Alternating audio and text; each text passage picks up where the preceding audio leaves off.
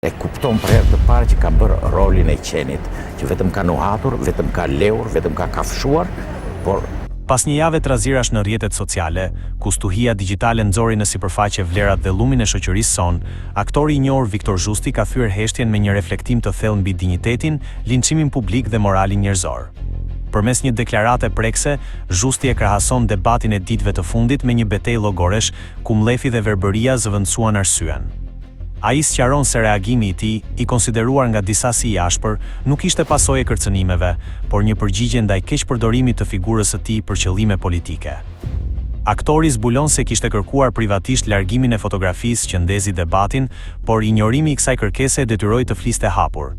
Zhusti ndalet gjatë fenomeni i linçimit nga militantët, duke i cilësuar shpifjet e tyre, që nga akuzat për spionazh deri te ato për përfshirje në krime, si tregues të një karakteri të dobët. Ai ironizon ata që deklaruan se humbën respektin për të, duke theksuar se respekti nuk është një pajisje që karikohet sipas interesit, por një kategori morale që buron nga respekti për veten. Si jam i shenjtë që të kthej faqen tjetër kur më godasin, shprehet aktori, duke pranuar se zgjodhi të reagonte ashpër sepse heshtja po përdorej si shkallë për t'i hipur mbi shpinë.